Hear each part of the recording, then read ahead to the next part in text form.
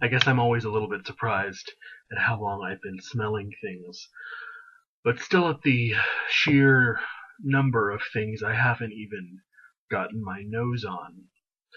And there are several just entire houses I haven't even smelled, probably dozens, if not hundreds of them. But this is a house I really don't have much of a good excuse for because it's Andy Tower. And this is not his regular, I guess, higher end. This is the Flash series, which I guess is meant more to be a bit economical. I actually own Rose Flash and Incense Flash and enjoyed them quite a bit. But I wanted to sort of check out the other ones.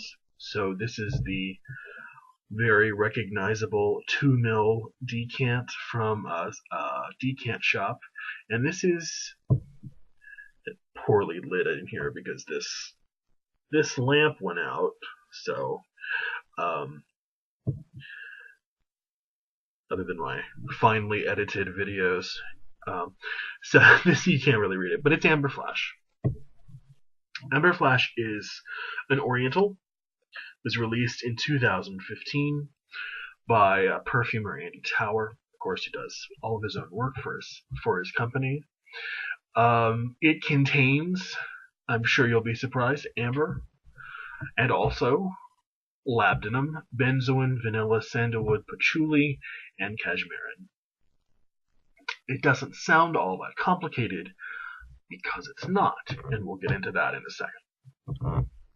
Lucky Scent characterizes Amber Flash as a no-frills perfume, a characterization with which I wholeheartedly agree. However, it also goes so far as to call it a sumptuous, dynamic, and swoon-worthy perfume, all of which, in my humble opinion, are false.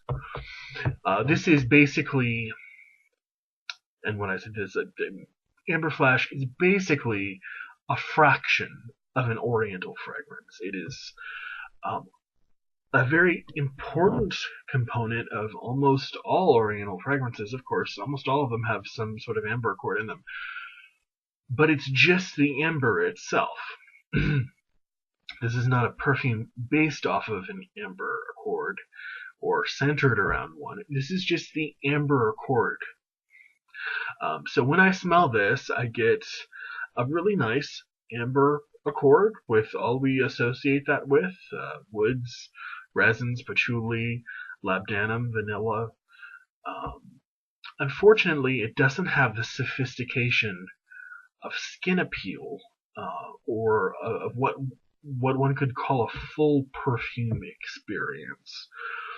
Because usually a properly made perfume will be, perhaps 3, 5, 10, 15 accords or more put together in one perfume, so you get this sort of beautiful symphonic development on your skin.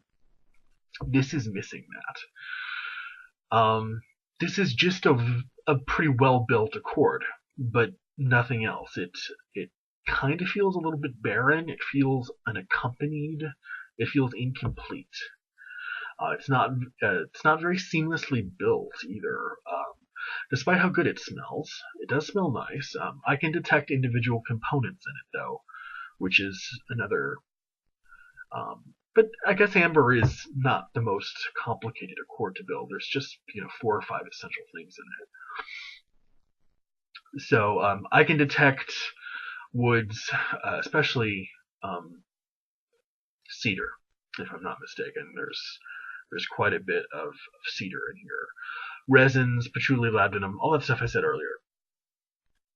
Whereas ideally you sort of want these synthesizing into something greater than the component parts. Another issue with Amber Flash is the performance on my skin. Despite the resonance feel, which we usually associate with better performance on skin, there's really nothing here keeping this attached to my arm or wherever I spray it. It's pretty much a shadow of its former self in about an hour. This is a shame because there's really nothing wrong with the way it smells, as long as you like really woody, especially cedary ambers. I like big assertive scents, and if this were one, it might have made up for its overall simplicity. But the combination of the fact that it's just an accord and it's a soft skin scent at the same time makes me sort of ultimately unable to recommend it for purchase.